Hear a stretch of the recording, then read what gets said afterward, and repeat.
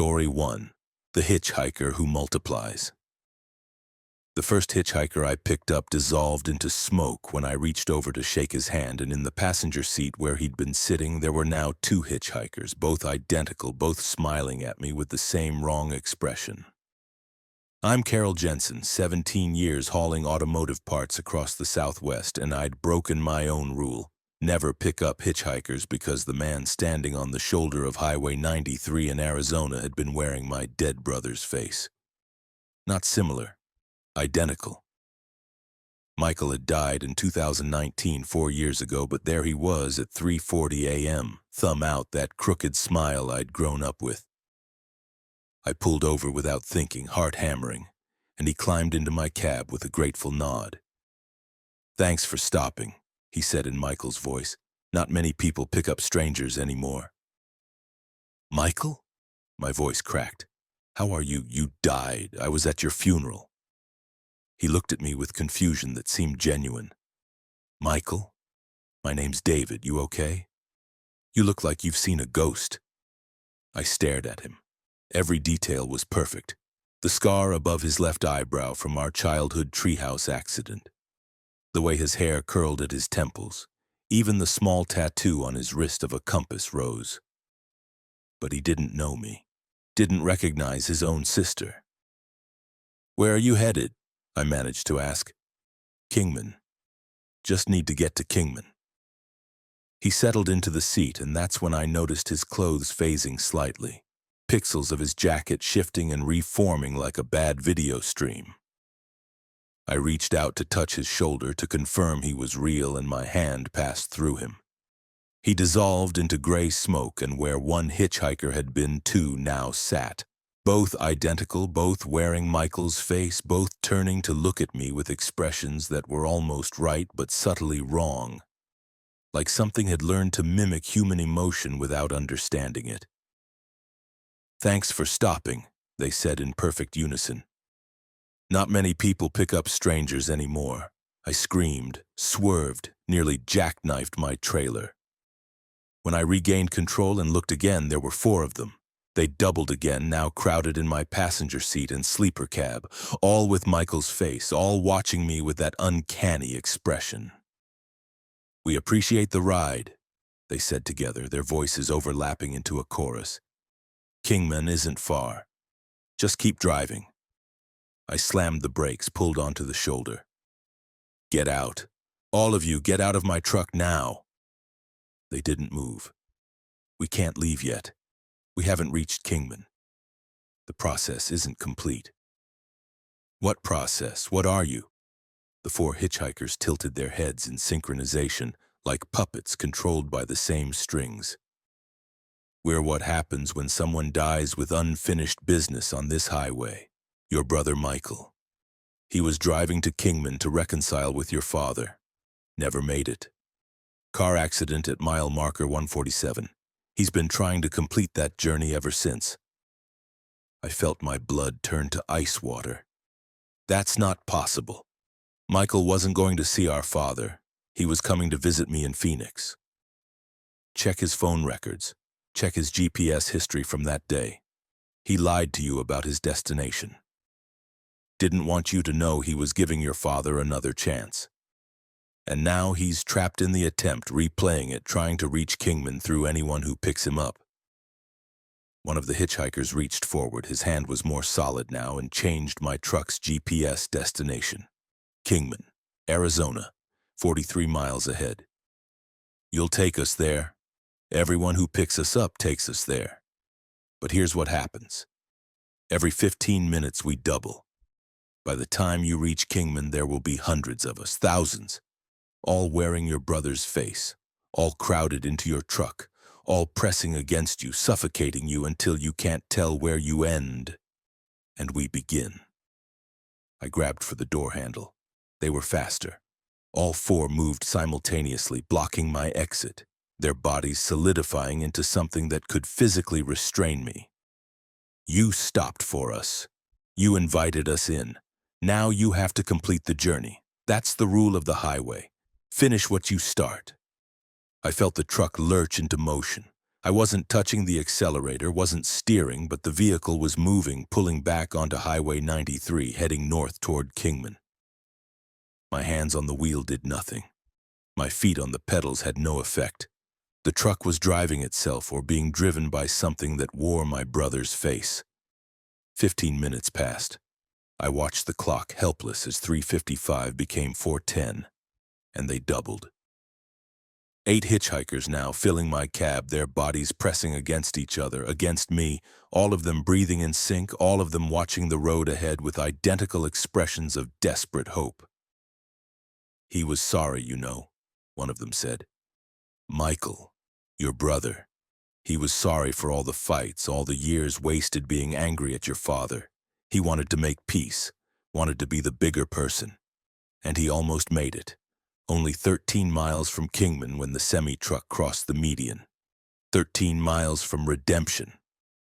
I tried the radio, the CB, my phone, everything was dead. Or worse than dead, every channel showed the same thing. Footage of Michael's accident playing on loop.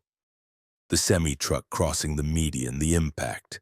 My brother's car spinning, rolling, coming apart. And in the wreckage, I saw him trying to crawl out, saw him reaching toward the north, toward Kingman, even as he died. "He's been reaching for 4 years, the hitchhiker said. 13 miles might as well be 13,000 when you're dead. Distance works differently for ghosts. Every journey becomes infinite. Every destination becomes impossible. Unless someone helps." "I'm not helping, I'm trapped. You're forcing me." "Semantics. The road doesn't care about willingness, only completion. You picked us up, so you finished the ride. That's the covenant of the highway. That's the price of kindness to strangers." 4:25 a.m. They doubled again. 16 Michael-faced hitchhikers now climbing over each other, filling every space in my cab. I felt their hands on my shoulders, my arms, their breath on my neck. All of them whispering the same thing. "Kingman, almost there, just keep driving." The highway was empty except for me. No other traffic, no signs of civilization. Just road and darkness and the mile markers counting down to a destination I hadn't chosen. 23 miles to Kingman. I tried crashing the truck, aimed for the ditch, jerked the wheel hard. The steering locked. The truck corrected itself, stayed on the highway, continued its inexorable progress north. "You can't stop this," the hitchhiker said. 37 drivers before you. All of them picked us up. All of them tried to resist. All of them completed the journey. And all of them are still driving, still heading to Kingman, trapped in their own loops now. Because here's what happens when you deliver a ghost to its destination. You take its place. You become the unfinished business. You become the hitchhiker who needs a ride. 4:40 a.m. 32 hitchhikers. They were phasing into each other now, occupying the same space, their bodies overlapping in ways that defied physics. I could see through them, see dozens of versions of my brother's face, all superimposed, all desperate, all consuming the space where I sat, 13 miles to Kingman. "What happens if I get you there?" I asked. "What happens when we arrive?" "We complete Michael's journey. We reach the house where your father lives. We knock on his door. We say the words Michael never got to say, 'I'm sorry, I forgive you, I love you.' And then Michael can finally rest. And me?" The hitchhikers smiled, all 32 of them perfectly synchronized. "You become the next iteration, the next version of unfinished business. Maybe you had somewhere you were supposed to be, someone you were supposed to meet. A destination you'll never reach because you stopped here on Highway 93 to pick us up. And you'll be the one standing on the shoulder, thumb out, wearing whatever face will make the next driver stop." 4:55 a.m. 64 hitchhikers. I couldn't see anymore, couldn't breathe. They filled every molecule of air in the cab, suffocating me with their presence, with their need, with their endless multiplying desperation. 5 miles to Kingman. I felt myself becoming less solid, felt my body starting to phase, starting to fragment. I was dividing too, splitting into multiple versions, each one slightly less real than the last. This was the transformation, the transition from driver to hitchhiker, from helper to the one needing help. 1 mile to Kingman. The truck pulled off the highway, following residential streets I'd never seen but somehow knew. Michael's memories were bleeding into mine, showing me the route he'd planned, the turns he'd rehearsed in his mind during that final drive. We stopped in front of a small house with a porch light on. 5:13 a.m. Too early for visitors, but the light was on like someone had been waiting for 4 years. The hitchhikers flowed out of my truck like water, like smoke, like a ghost made of ghosts. All 128 of them coalesced into a single figure. Michael, whole and solid, looking exactly as he had the last time I'd seen him alive. He walked to the door, knocked 3 times. Our father answered. Old now, broken by grief and regret, he looked at Michael, at the ghost, at the unfinished business made manifest, and started crying. "I'm sorry," Michael said. "I forgive you. I love you." Our father reached for him and Michael dissolved. Completed. Released. 4 years of desperate journey ending in 3 sentences. I felt the chains snap. Felt the compulsion release. I was still solid, still real, still alive. The transformation hadn't completed. But when I looked in my truck's mirror, there were 2 of me. One behind the wheel, one in the passenger seat. And the passenger seat version was already fading, already becoming translucent, already developing that wrong expression that was almost human but not quite. "No," I whispered. "I finished the journey. I delivered him. I should be free." My fading copy smiled. "You stopped. That's all it takes. You invited the unfinished business into your vehicle, and now it lives in you. You'll split and double and multiply until the next kind driver picks you up, until you can transfer the compulsion to someone else." I drove away from my father's house, speeding, desperate to put distance between myself and Kingman. But every 15 minutes, I felt it happen. Felt myself dividing, felt another copy appearing in my truck. By the time I reached Phoenix, there were 32 versions of me, all driving, all looking for someone to stop, someone to help, someone to infect with this terrible kindness. That was 6 months ago. I'm up to thousands now. Every truck stop, every rest area, I'm there, all of me. Standing with my thumb out, wearing a face that might look familiar to you, a dead loved one, a childhood friend, someone you trusted once. And when you stop, when your compassion overcomes your caution, I'll climb into your cab. And I'll start multiplying, and you'll drive me to wherever I was supposed to go, some destination I never reached because I stopped on Highway 93 to pick up a ghost. And when you deliver me there, you'll split too. You'll become the next hitchhiker, the next unfinished business, the next multiplication waiting to happen. So if you're driving through Arizona and you see someone you recognize standing on the shoulder, thumb out, desperate and familiar, don't stop. No matter how much they look like someone you loved, no matter how much you want to help. Because the hitchhiker who multiplies is always looking for the next ride. And kindness on the highway has become a contagion. I'm standing on the shoulder right now. All 1,000 versions of me spread across Arizona highways, waiting, wearing faces you'll recognize, faces you'll trust, waiting for you to stop, waiting to multiply. Story 2, the fuel that remembers. The diesel I pumped at the abandoned station turned my truck's exhaust into screaming, and when I checked my fuel gauge, it was counting backwards into negative gallons. I'm Raymond Torres, 13 years hauling construction materials through West Texas. And I'd made the mistake of stopping at a service station that shouldn't have had power, shouldn't have had fuel, shouldn't have existed at all 300 miles from the nearest town. My fuel light had come on at 2:17 a.m. on Route 285, deep in the empty stretches between Pecos and Fort Stockton. I'd miscalculated. Thought I could make it to the next major stop, but the gauge dropped faster than expected. When the station appeared glowing bright against the desert darkness, I didn't question my luck. Just pulled in, grateful for the salvation. The pumps were old, 1960s models with mechanical displays that flipped numbers instead of digital readouts. No attendant visible, no other vehicles. But the station was lit up, the pumps were unlocked, and the credit card reader was functional. I swiped my card, selected diesel, and started fueling. The diesel that flowed into my tank was darker than normal, thicker and warm. I felt heat through the nozzle, felt it pulsing like the fuel had a heartbeat. When the pump clicked off at 73 gallons, I hung up the nozzle and checked the receipt. No price, just a message printed in faded ink. Fuel contains memories, consumption transfers experience, burn with caution.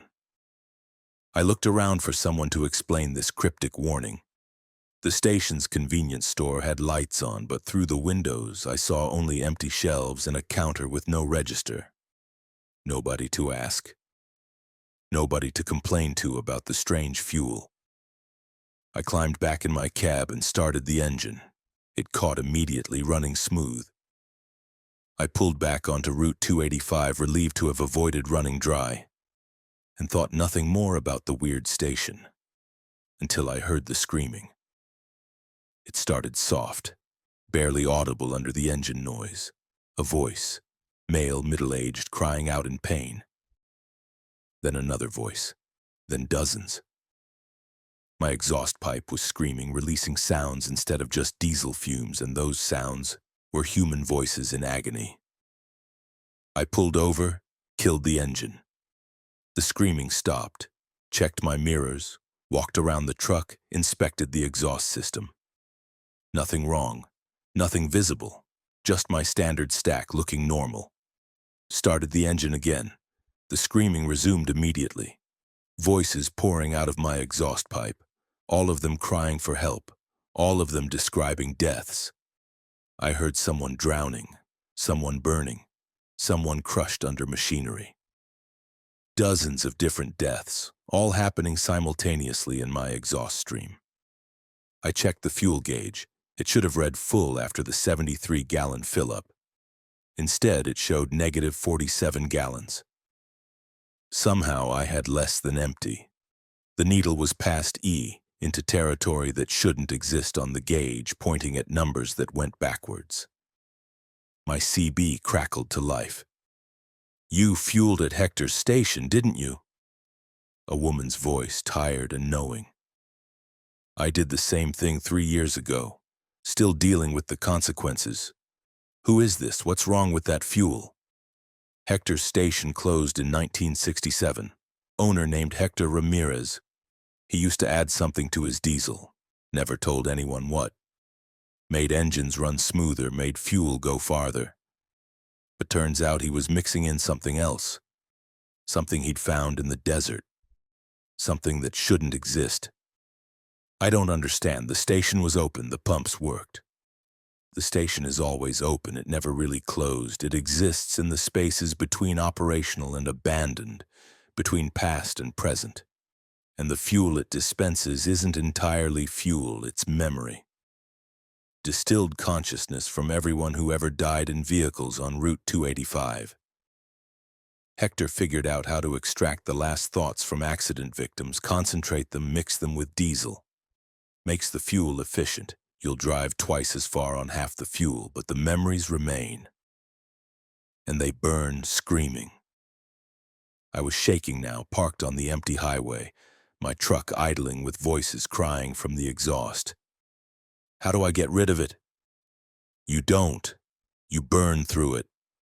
73 gallons of memory fuel. You'll hear every death, experience every accident, feel every moment of terror from the people whose consciousness got mixed into that fuel. And here's the worst part. The gauge goes negative because the fuel is consuming your own future. Every mile you drive on Hector's diesel, you're burning your own potential, your own remaining days. The negative numbers represent how much life fuel you're borrowing from your future self. That's impossible. Check your hands. I looked down. My hands on the steering wheel were older. Liver spots I didn't have this morning. Veins more prominent. Skin looser. I'd aged years in the 30 minutes since fueling up. The fuel burns time, the woman on the CB said. Burns memories and burns futures. By the time you've consumed all 73 gallons, you'll have aged decades. Experienced decades of other people's deaths. And if you run completely dry, if you hit negative 100 gallons, you'll have consumed your entire future. You'll die behind the wheel and your death memories will be added to the next batch of fuel at Hector's station. I tried to calculate. 73 gallons in my truck, which normally got 6 miles per gallon loaded. 438 miles of driving, 438 miles of aging and screaming and borrowed time. There has to be another way. I'll drain the tanks, get rid of this fuel.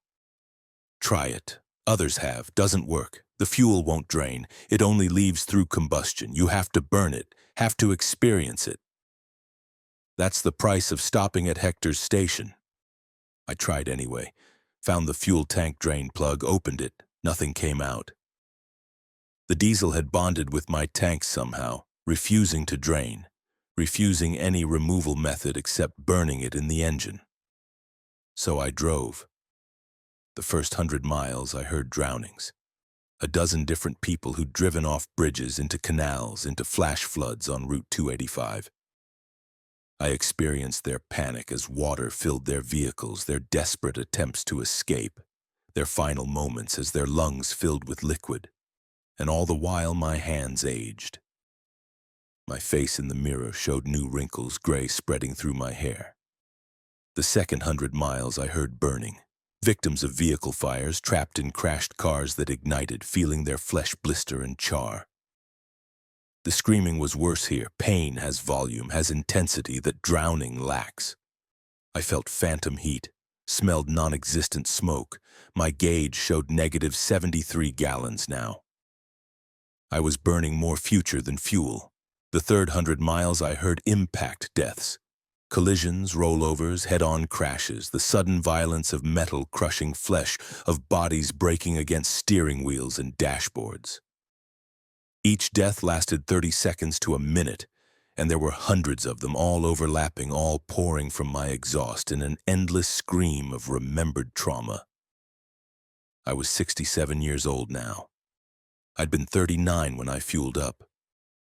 28 years aged in one night of driving, and I still had 100 miles of fuel to burn.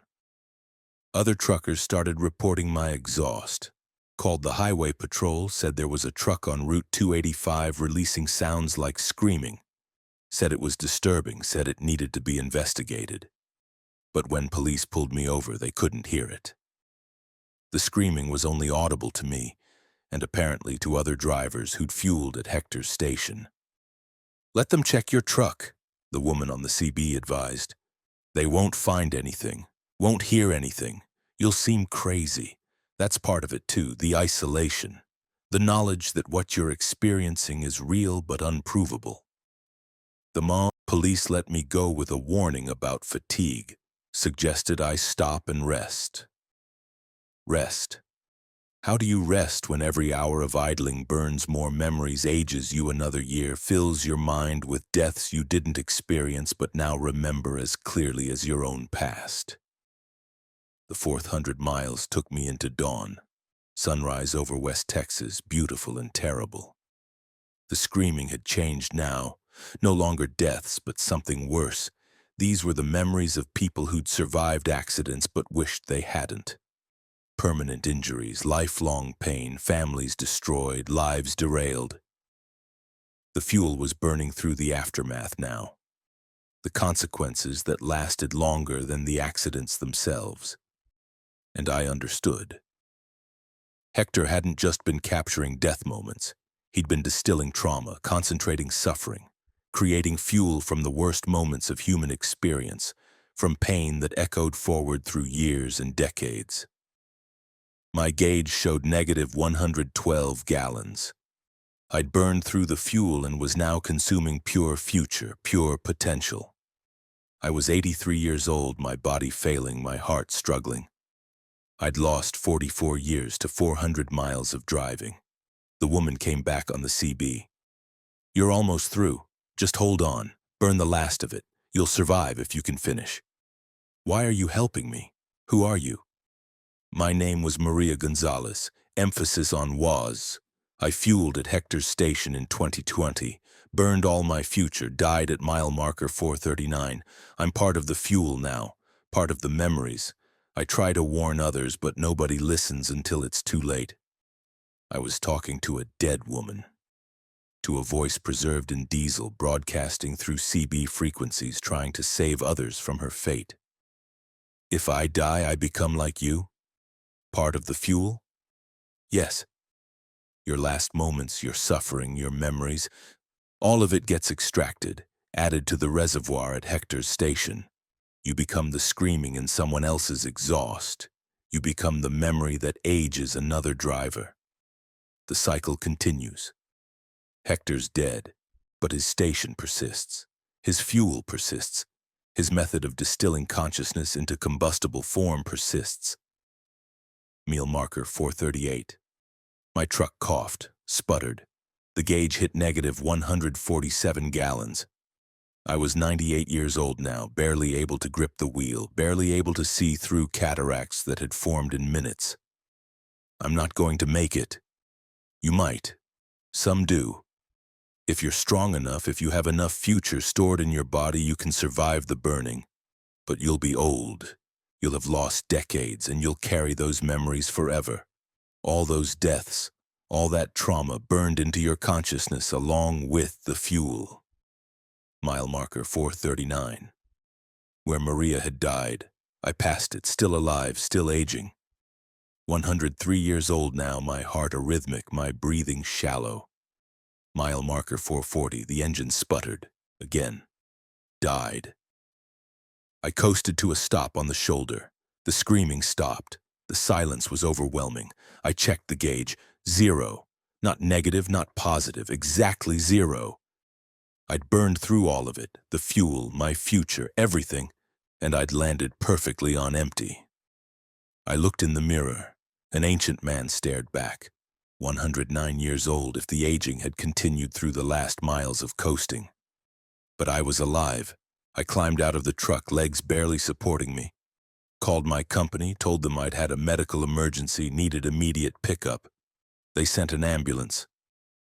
The EMTs were confused. My driver's license showed a 39-year-old man, but they were loading a centenarian into their vehicle. The hospital couldn't explain it. All my records showed my age as 39, but every test, every examination showed a body that had lived over a century. They called it impossible, called it a medical mystery, kept me for 3 days of testing while they tried to understand. I was released with no answers, no explanation, just an ancient body and a lifetime of memories that weren't mine, all those deaths. All those accidents, all that suffering burned into my neurons along with the fuel.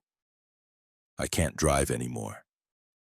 My CDL is suspended indefinitely. Too old, too infirm. My career is over.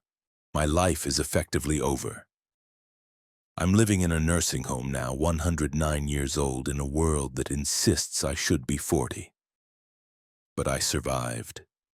Maria Gonzalez didn't.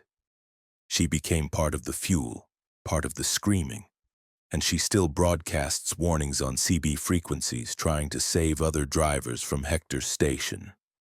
I've started doing the same, got a CB radio in my nursing home room, monitor Route 285 frequencies, and when I hear a trucker talking about a convenient fuel stop in the middle of nowhere, a station that shouldn't exist, I break in. I tell them about the fuel that remembers, about the diesel that burns futures, about the price of stopping at Hector's station. Most of them don't listen. Most of them fuel up anyway, grateful for the salvation, not questioning their luck.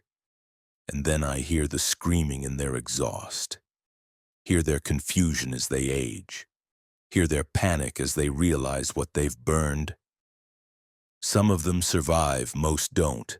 And the ones who don't, I hear their voices added to the fuel, broadcasting on CB frequencies, joining Maria and all the others in trying to warn the next driver. The fuel that remembers never runs out. It just accumulates, grows more concentrated, more potent. Every victim adds their consciousness to the reservoir, and Hector's station is still there, still open, still glowing bright against the desert darkness, waiting for the next driver with an empty tank and poor judgment. I'm 109 years old. I've lived 70 years beyond my chronological age, and I remember every one of the 347 deaths I experienced during those 400 miles. I remember drowning in a canal in 1973. I remember burning in a car fire in 1988. I remember being crushed in a rollover in 2003. I remember all of it, because the fuel that remembers doesn't just burn in engines, it burns in minds. And once you've fueled at Hector's station, those memories never leave. They're part of you now, forever. Story 3. The load that gets heavier. My cargo started at 22,000 pounds in Denver, and by the time I reached the Wyoming border, 90 miles of highway, the scale showed 47,000 pounds, and I hadn't added anything. I'm Denise Kowalski, 9 years hauling general freight, currently pulling a sealed trailer full of what the manifest claimed was office furniture, and watching my truck's suspension compress lower with every mile while my cargo somehow doubled its weight without adding physical mass. The load had seemed normal at pickup. Standard distribution center on the outskirts of Denver, standard paperwork, standard seal on the trailer. I'd hooked up, adjusted my mirrors, started north on I-25 toward Montana. The first weight station clocked me at 52,000 pounds total. Legal, properly distributed across my axles. 1 hour later, the second weight station showed 73,000 pounds. Overweight. Illegally overweight. The officer checking my paperwork looked confused. Says here you were weighed 90 miles south at 52,000. Did you pick up additional cargo? No, sir. Haven't stopped except for this weigh station. He walked around my truck, checking the seal. Intact. No evidence of loading or unloading. Your trailer's riding low, real low, like you're loaded way beyond capacity, but your seal's good and there's nowhere you could have added 21,000 pounds without me seeing evidence. He scratched his head. I'm going to let you through with a warning, but get this checked. Something's wrong with your suspension or your load distribution. I continued north, but I felt it now. The truck was straining. Engine working harder, brakes needing more pressure. Whatever was in my trailer was getting heavier. At the next rest area, I called the shipping company. There's something wrong with this load. It's gaining weight. I don't know how, but... Gaining weight? The dispatcher laughed. Cargo doesn't gain weight, Denise. Check your gauges, probably a faulty sensor. I've been through 2 certified weigh stations. Both showed increased weight. 21,000 pounds in 90 miles. Silence. Then, don't open the trailer. Under no circumstances open that trailer. Bring it to the Montana destination. We'll have specialists handle it there. What kind of cargo gains weight? The kind you're paid triple rate to haul without asking questions. Deliver it sealed. That's all you need. To know. He hung up, and I understood. This was one of those loads, the kind that exists in the gray zones of transport law, the kind that pays extremely well because you're not supposed to examine too closely. But cargo that gained weight? That defied physics? I kept driving. Through Wyoming now, endless plains and distant mountains, and every hour I felt the truck getting heavier. The suspension bottomed out, the tires bulged. The frame groaned under stress it wasn't designed to handle. I stopped at a truck stop with a CAT scale, certified accurate, used by truckers to verify weight. Pulled onto the platform, 112,000 pounds. I'd gained 60,000 pounds since Denver in 200 miles of driving. My trailer, which had a maximum capacity of 45,000 pounds of cargo, was somehow carrying 90,000 pounds while remaining sealed. A trucker at the adjacent pump walked over, saw my scale reading, whistled. "You trying to destroy your suspension? That truck isn't rated for that weight. You're gonna break axles, blow tires, maybe flip on a curve." "I know, but I can't. The trailer's sealed. I can't unload." "Then unhook it, leave it here. That load's gonna kill you if you keep pulling it." I considered it, seriously considered it. But unhooking cargo without authorization would end my career, violate my contract, possibly involve criminal charges if the cargo was as questionable as I suspected. So I hooked back up and continued. The truck could barely accelerate now, struggling to maintain 50 miles per hour on flat highway. And I started hearing sounds from the trailer, not from inside, from the trailer itself. The metal groaning, stretching, the molecular structure protesting against the impossible weight it contained. My phone rang. Unknown number. "You're pulling manifest number DEN 47293, correct?" A man's voice, clinical and cold. "Who is this?" "The company that actually owns your cargo, the shipping company you work for, is just a contractor. I need you to understand something about what you're hauling. It's not gaining physical mass, it's gaining gravitational presence. The cargo is the same volume, same molecular composition as when you loaded it. But it's been treated with a substance that increases its interaction with Earth's gravitational field. In simple terms, it's falling harder, pulling down harder, creating more weight without adding more matter. Why would anyone create that? Industrial applications. Controlled gravity manipulation. We can make objects arbitrarily heavy or light by adjusting their gravitational coefficient. Very useful for construction, for manufacturing, for other purposes, but it's unstable. The treatment breaks down over time, and as it does, the gravitational effect intensifies before eventually dissipating. You're in the intensification phase. How heavy will it get? Pause. Theoretically, infinite. Practically, the trailer's structural integrity will fail long before that. You need to reach the Montana facility within 4 hours. They have equipment to stabilize the cargo, reverse the treatment. If you don't make it in 4 hours, the weight will exceed what the trailer can contain. The cargo will tear through the floor, sink into whatever surface you're on, potentially create a localized gravitational anomaly." "A what?" "A small area where gravity is significantly stronger, enough to trap you, trap other vehicles, possibly cause serious damage. You need to keep moving fast as you can. Don't stop, don't park. The weight is increasing exponentially now." He hung up. I looked at my speedometer. Struggling to maintain 45 miles per hour. Montana facility was still 220 miles away. At this rate, nearly 5 hours. I'd never make the 4-hour deadline. I pushed the accelerator down. The engine screamed, RPMs redlining, but the truck crept up to 50 miles per hour. The weight was too much. Physics was fighting me now, gravity pulling harder with every mile, the cargo settling deeper into the trailer, the whole rig sinking lower and lower. The road surface started cracking under me. Not potholes, cracks radiating from wherever my tires touched, the asphalt fracturing under the gravitational stress. I was too heavy for the road, too heavy for infrastructure designed for normal trucks. A bridge appeared ahead. Standard highway overpass rated for truck traffic. I started across, and halfway through I felt the structure sag. Heard metal groaning. The bridge was bending under my weight, under the impossible gravitational pull of my cargo. I accelerated, tires screaming, bridge buckling behind me. Made it across just as the center span collapsed, dropping 20 feet into the ravine below. I just destroyed a bridge by driving over it. My weight gauge had stopped displaying numbers, just showed error, over limit. I didn't know how heavy I was anymore. 200,000 pounds. More.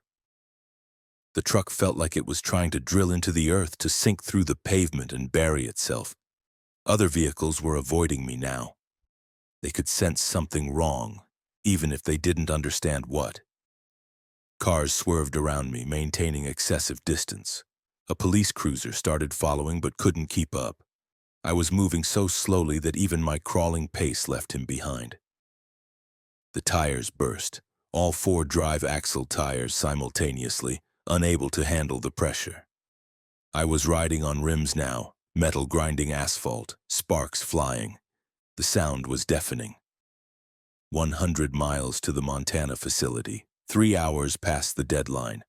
The cargo had been intensifying for 7 hours since Denver. The trailer floor split. I heard it in my mirrors, metal tearing, the floor panel giving way. And through the gap, I saw it, the cargo. Office, furniture as listed, but it was glowing. A pale blue luminescence pulsing like a heartbeat. And it was sinking, pushing through the trailer floor, dragging on the pavement. Whatever substance they'd treated this furniture with, it was reaching critical intensity. The gravitational coefficient was so high now that the cargo was creating visible distortions in space around it. The air shimmered, the ground bent upward toward it like reality was curved. My truck stopped moving forward. The cargo was too heavy, the gravitational pull too strong. I was anchored to this spot on the highway, unable to generate enough force to overcome the weight. I tried to unhook. The 5th wheel release wouldn't budge. The weight had compressed it beyond operating tolerance. I was locked to this trailer, locked to this cargo, locked to this spot. And the cargo continued sinking. It pulled through the trailer floor completely now, dragging the entire trailer down with it. I felt my truck tilting backward, felt the cab lifting off the ground as the trailer sank. The cargo was drilling into the earth, pulling itself down through pavement, through gravel, through soil, seeking the planet's center. I scrambled out of the cab just as it flipped vertical. Watched my truck, 40,000 pounds of vehicle, get pulled down like it weighed nothing, like it was water spiraling down a drain. The trailer went first, then the cab, both of them sucking into a hole the cargo had created, a shaft descending into the earth. Within 2 minutes, my entire rig had vanished underground. The hole kept growing, a perfect cylinder 20 feet across, pulling in asphalt and dirt and anything nearby. A car that had stopped to watch got too close. I screamed a warning, but it was too late. The vehicle slid toward the hole, the driver trying desperately to reverse, and then it tipped in. Gone. Swallowed. I ran, got a quarter mile away before I stopped to look back. The hole had stopped growing. 50 feet across now, a perfect shaft descending into the earth. And from deep within I saw that blue glow, pulsing, the cargo settling at its final depth. Emergency services arrived, fire trucks, police, eventually military. They couldn't approach the hole. The gravitational anomaly was too strong. Anything that got within 100 feet got pulled in. They established a perimeter, evacuated nearby areas, started referring to it as a gravity well. The man who'd called me earlier arrived in a black SUV. Didn't give his name, just showed identification that made the military personnel defer to him. The cargo reached criticality, he said, looking at the hole. We knew this was a possibility.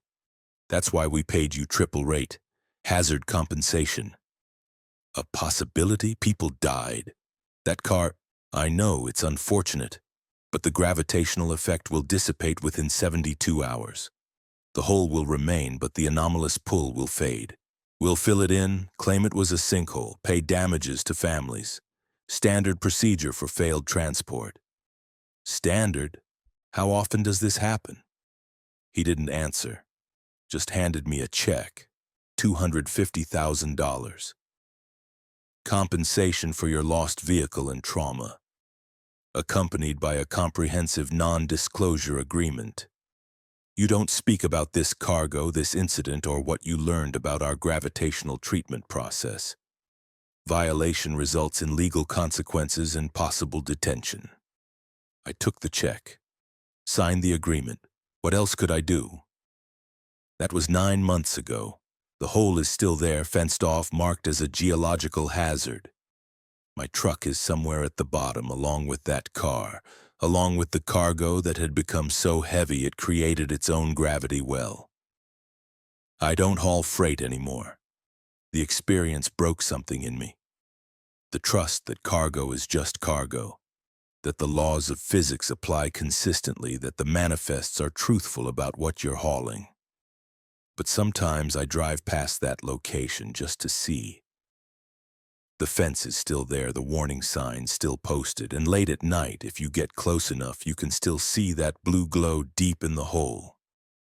Still pulsing, still pulling. The gravitational effect hasn't dissipated. The man lied about that, like he lied about everything else. The cargo is still down there, still intensifying, still getting heavier. And eventually, maybe in a year, maybe in a decade, it'll become heavy enough to affect a wider area, heavy enough that the well expands, the pull strengthens, the anomaly grows. And when that happens, it won't just swallow trucks and cars, it'll swallow cities, but nobody talks about it. Nobody investigates. Because the paperwork says it was just a sinkhole, just a geological event, nothing to worry about. And truckers keep hauling sealed trailers without asking questions, keep accepting triple rates for mysterious cargo, keep trusting that the weight on the manifest is the weight they'll actually be pulling, until their load gets heavier, until physics stops working the way it should, until they create another hole in the earth that glows blue and pulls down anything that comes near. The roads are full of them now if you know where to look. Gravity wells disguised as sinkholes, scattered across highways marked with warning signs and fences, all of them from cargo that got heavier. All of them still pulling, all of them waiting to expand. Story 4.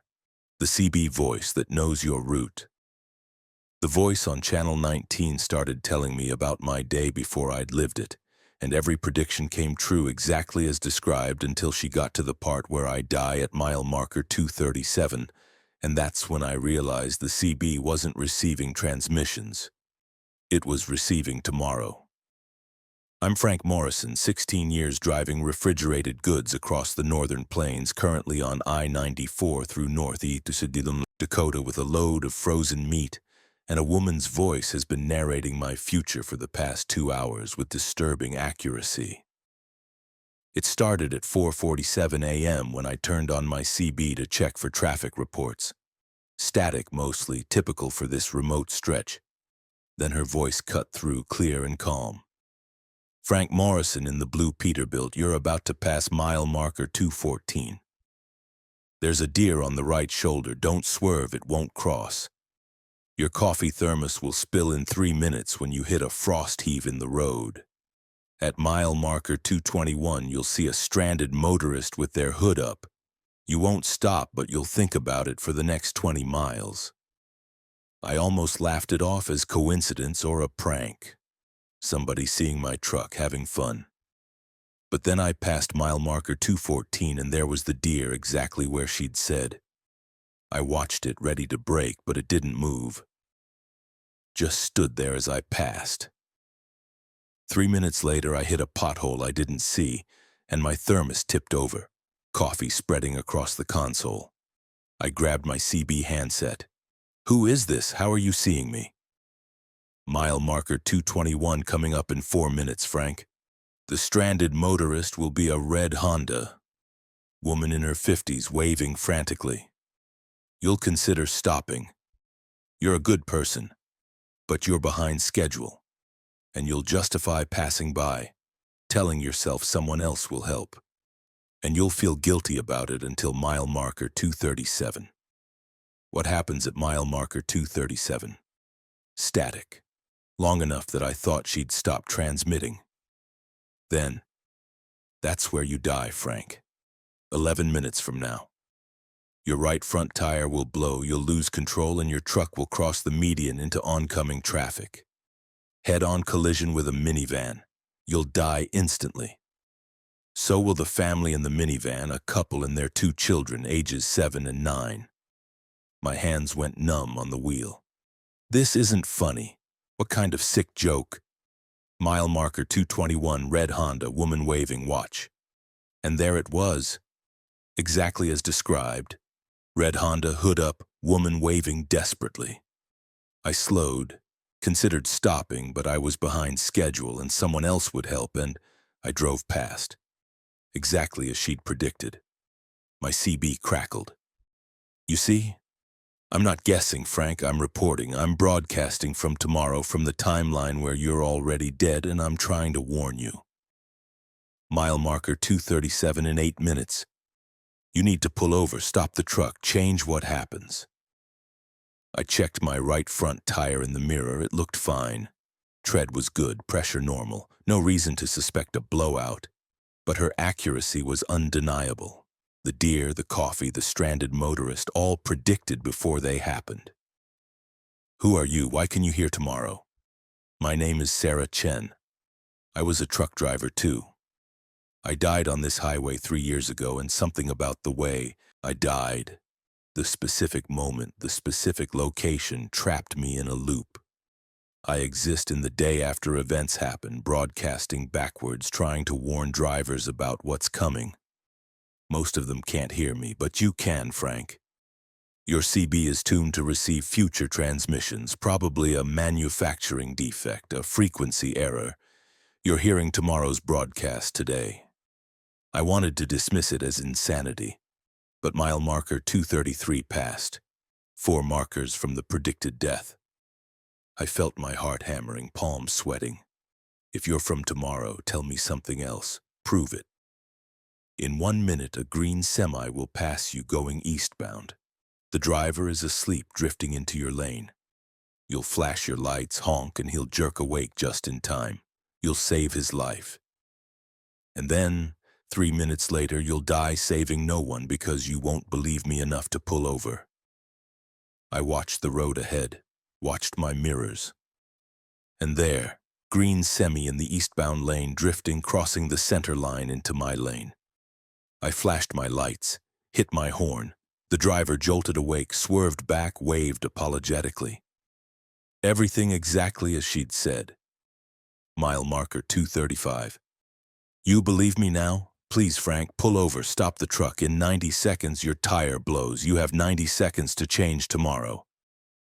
I was already slowing, already pulling toward the shoulder. But part of me resisted. The tire looked fine, the truck was running smooth, there was no logical reason for... I felt the vibration. Subtle, in the right front, the beginning of a failure.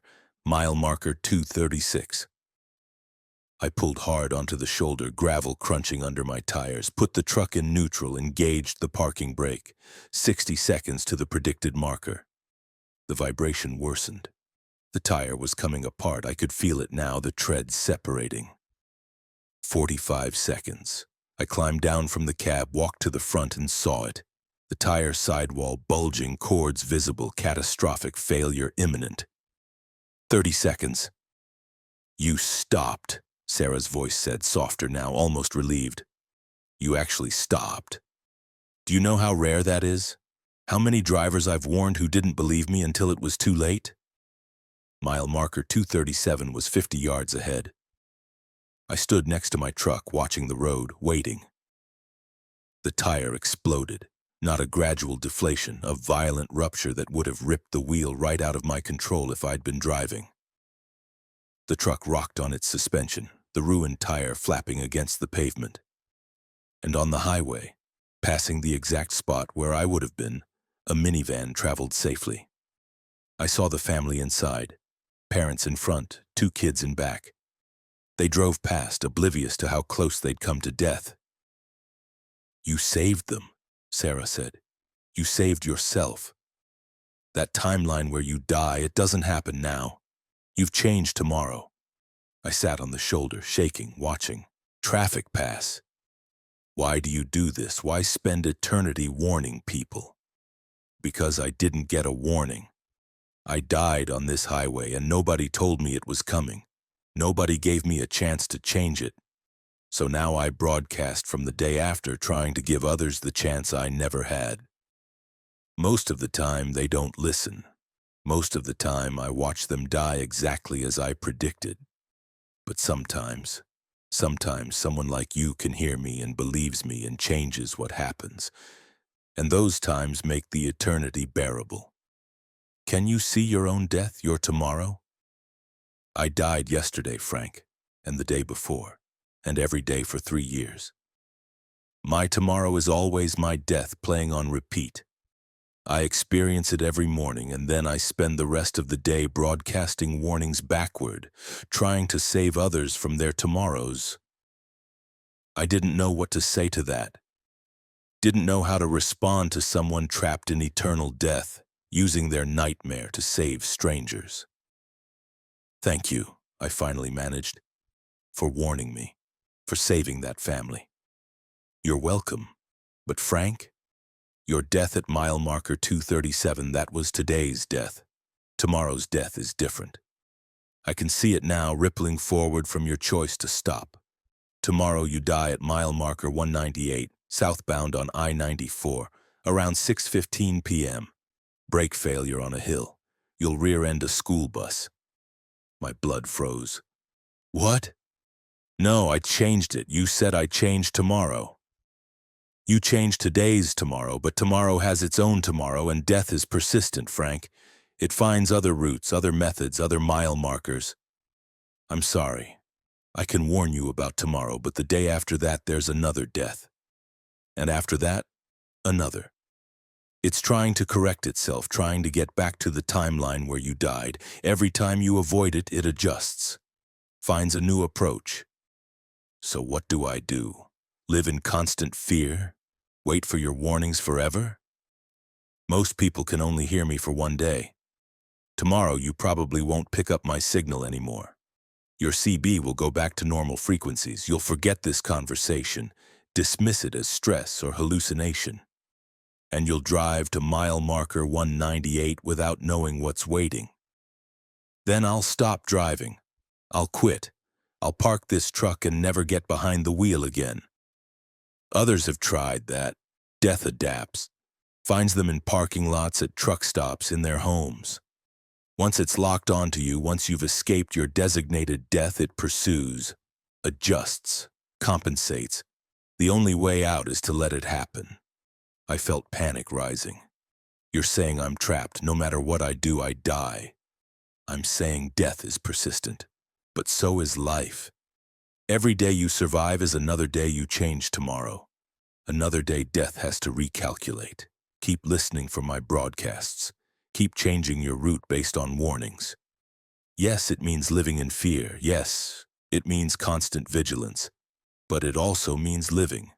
Keep fighting for your tomorrows, Frank. Make death work for every single day it eventually claims. A highway patrol car pulled up behind me, lights flashing. The officer walked over, concerned about my blown tire. Need help calling a tow? He asked. Yeah, thanks. I gave him the information, arranged for service. Normal procedure, normal interaction. But I kept my CB on, kept listening for Sarah's voice, kept trying to hear tomorrow. The officer left. The tow truck arrived. I got the tire replaced, got back on the road, made my delivery, started my return route, and at 6:10 p.m., approaching mile marker 198 southbound, I felt my brakes go soft. Pressed the pedal. Nothing. It went to the floor, offering no resistance. A school bus was stopped 50 yards ahead, lights flashing, loading children. I was going 50 miles per hour, no brakes, no way to stop. Sarah's voice crackled on the CB. Emergency runaway ramp on your right in 200 feet. You'll make it if you turn now. I cut the wheel hard. My truck lurched onto the ramp, a steep gravel incline designed to stop runaway vehicles. The grade and friction bled off my speed, and I ground to a halt inches from the barrier at the top. The school bus pulled away safely, children oblivious to the truck that had nearly slammed into them. Tomorrow it's mile marker 176, Sarah said quietly. Mechanical failure in your steering column. Day after that, mile marker 143, carbon monoxide leak in your sleeper cab. I'll keep warning you, Frank, as long as you can hear me, but eventually you won't hear me anymore. And when that day comes... She didn't finish. Didn't need to. That was 3 weeks ago. Sarah still broadcasts. I still hear her. Every morning she tells me where and when I'll die that day, and I avoid it. Change my route, change my schedule, change my behavior based on tomorrow's information. But it's exhausting, living every day knowing exactly how you'll die if you don't intervene. Constantly adjusting, constantly vigilant, constantly fighting death's recalculations, and I know it can't last. Eventually, my CB will stop receiving her signal. Eventually, I'll lose my window into tomorrow. Eventually, death will find a mile marker I can't avoid, a method I can't escape.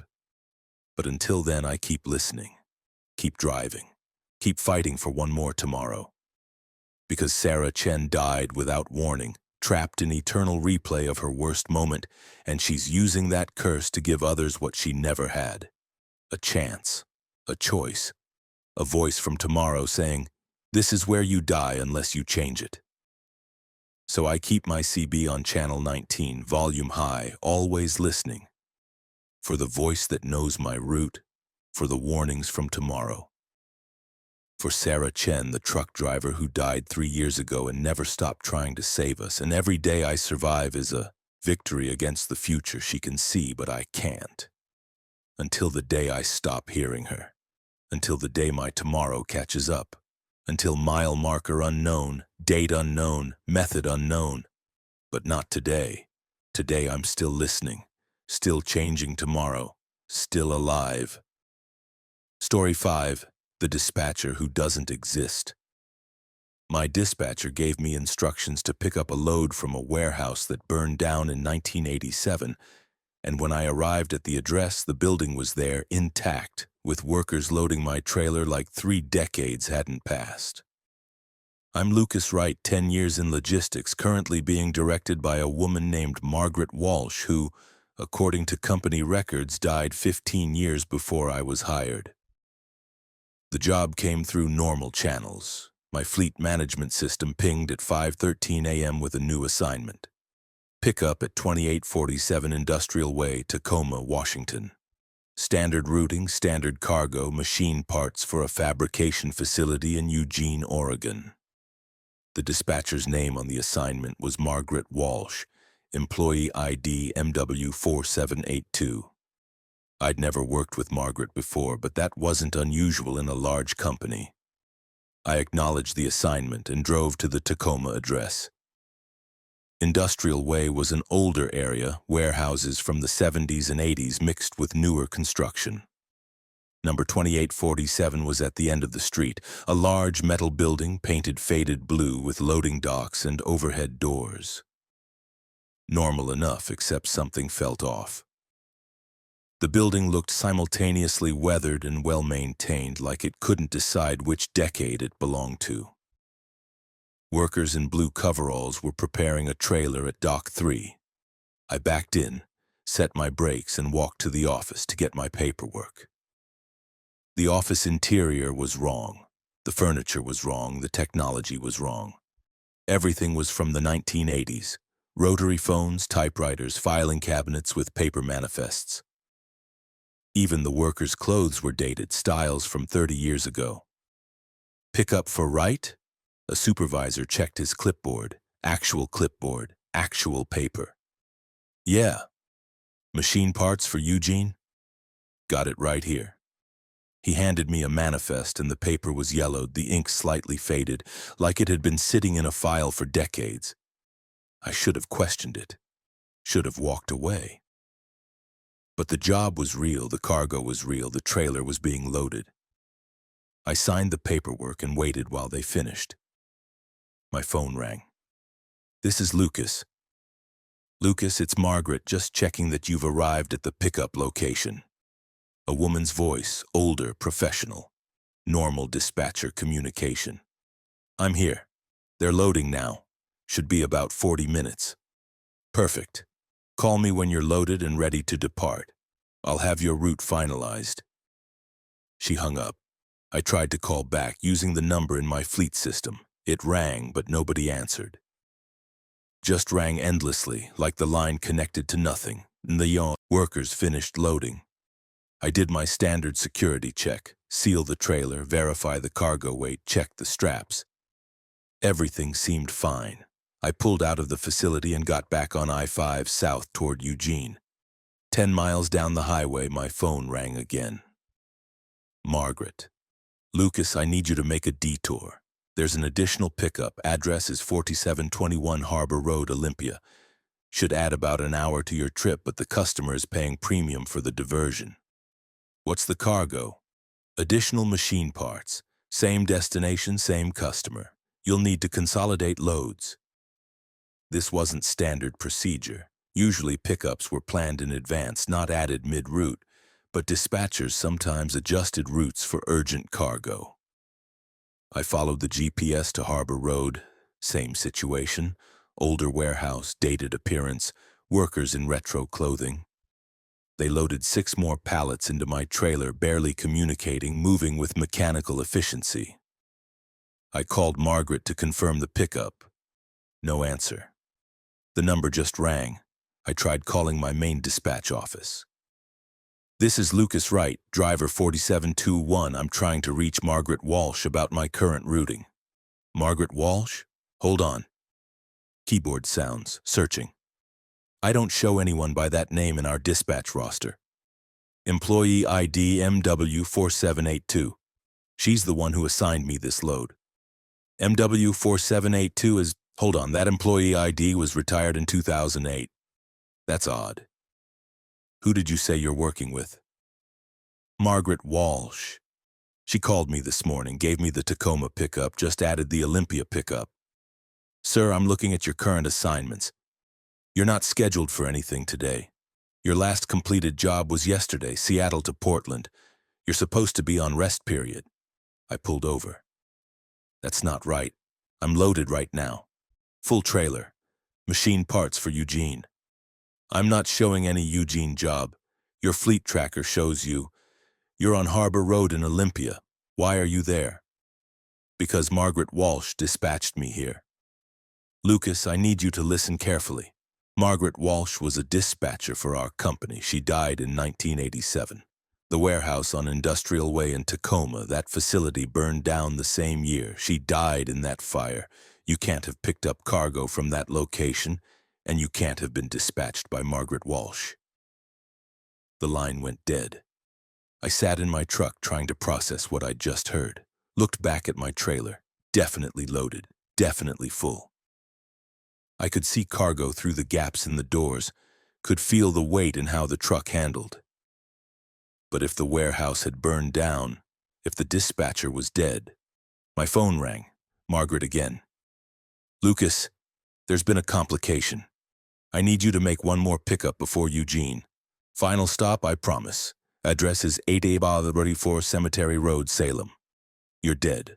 The main office told me you died in 1987.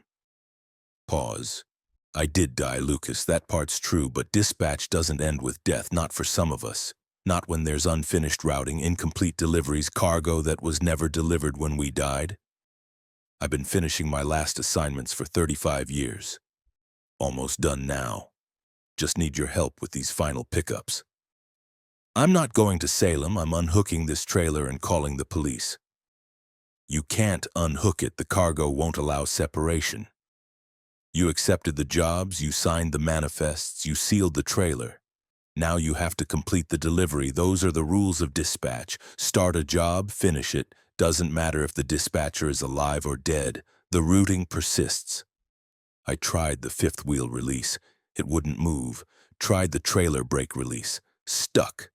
The trailer was locked to my truck, permanently coupled, like the mechanical connection had fused solid.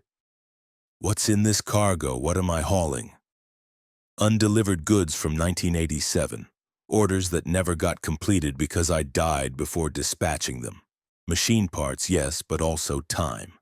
Compressed time from incomplete jobs, from routes that were supposed to happen but didn't.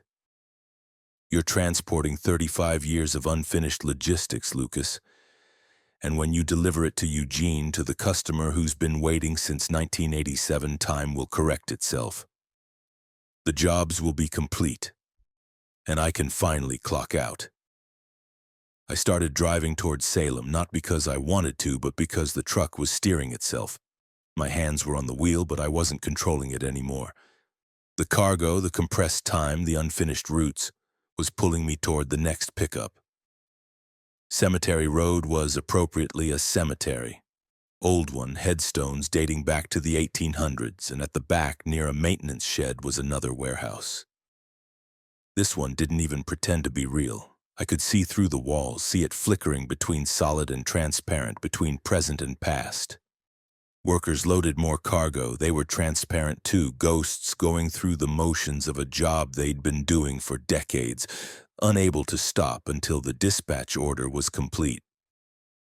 Final pickup confirmed, Margaret's voice said through my CB now, not my phone. Proceed to Eugene.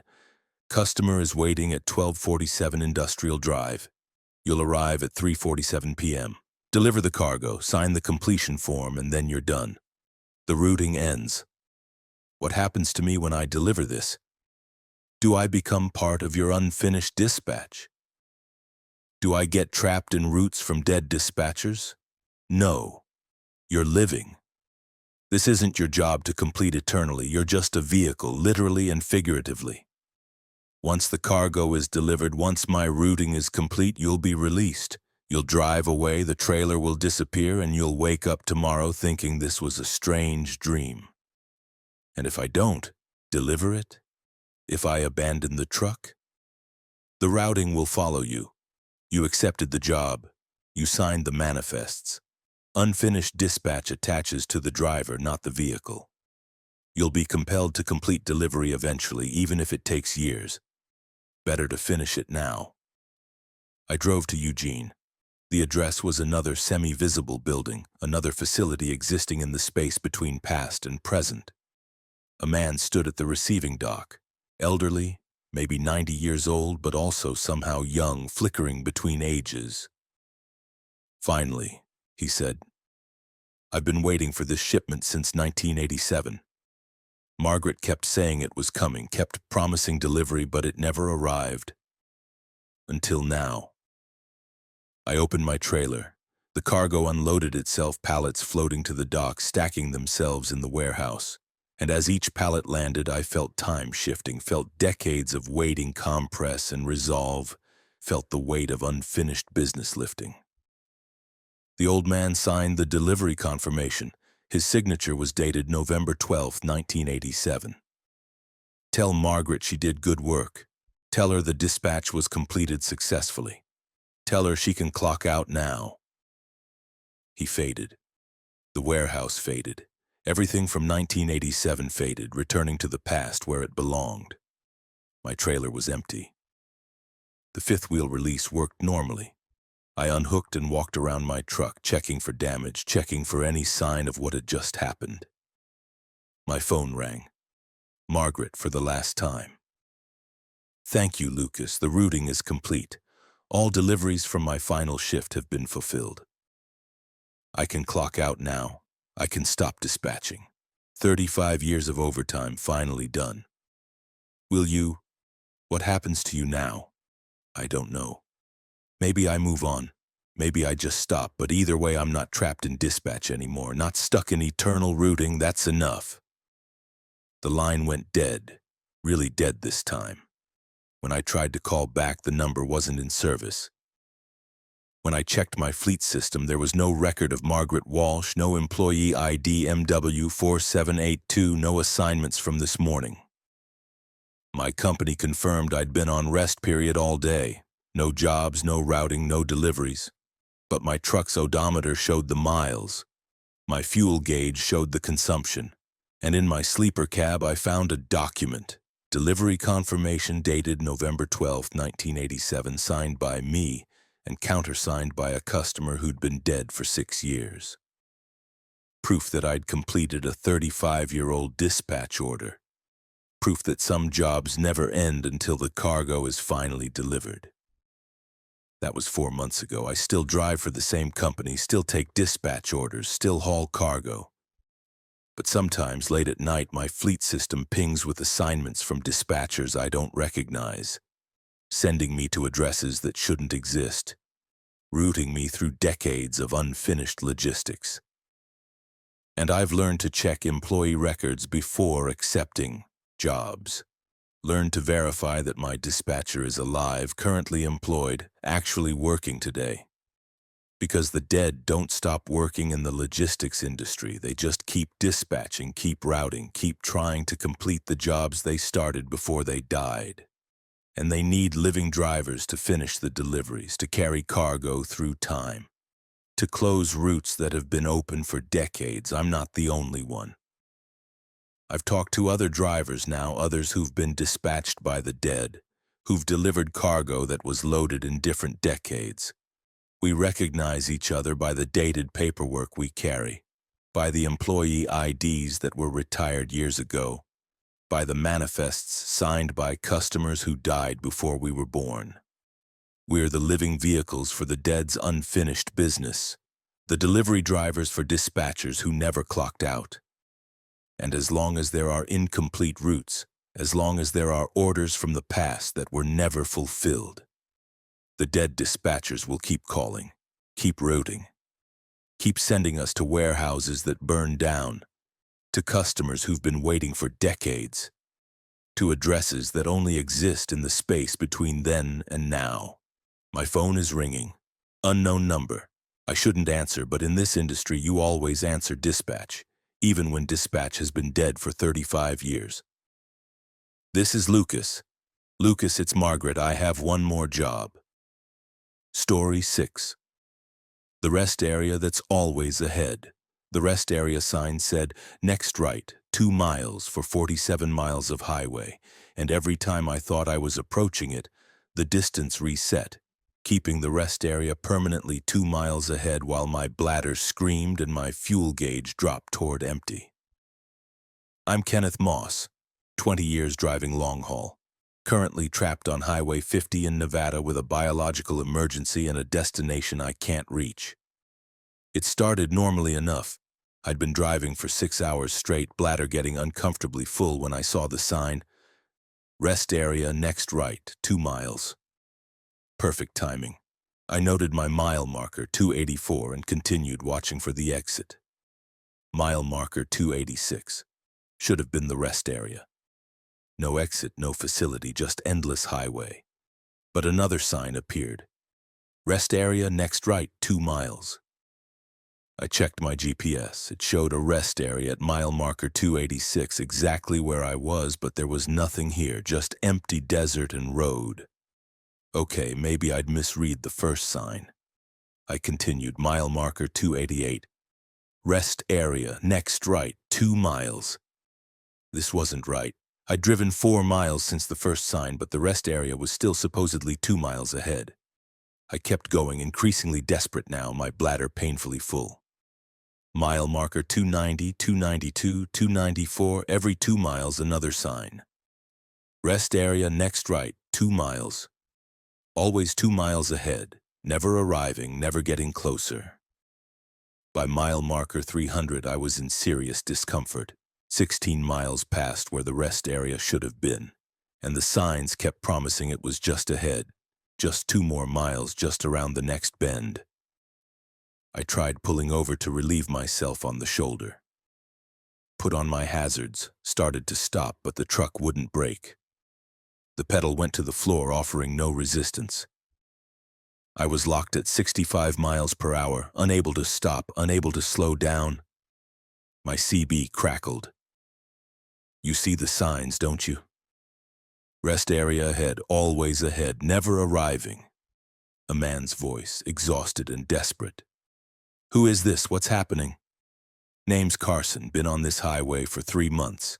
Chasing that rest area. It's always 2 miles ahead, always promising relief, but it never comes. The signs just keep appearing and I keep driving and I can never stop. 3 months?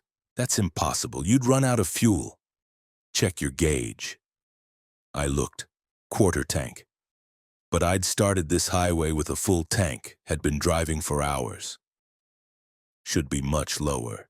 The highway is feeding us enough fuel to keep chasing the rest area, giving us just enough to continue, but never letting us arrive, never letting us stop. We're trapped in eternal approach, permanently 2 miles away from relief. Mile marker 306. Another sign. My bladder was agony now, my body screaming for relief. I tried the door handle, thinking I'd climb out while moving, risk the fall just to be free. The door wouldn't open. Child locked from the outside, sealed shut. I've tried everything, Carson said. Tried crashing. Tried rolling the truck. Tried anything to stop. But the highway won't allow it. It needs us driving. Needs us chasing that rest area. It feeds on desperate approach, on permanent unfulfillment. The closer you think you're getting, the more it consumes. This can't be real. It's just a rest area. They're everywhere. I'll find another one. There are no other rest areas, not on this highway, not anymore. This is Highway 50, the loneliest road in America. And it's gotten lonelier. The rest areas have consolidated into one perpetual promise that never manifests. One sign that keeps appearing. One destination that exists only as anticipation. Mile marker 312. I'd been chasing the rest area for 28 miles now. My body was failing, my concentration wavering. I couldn't focus on anything except the desperate need for relief. And then I saw them.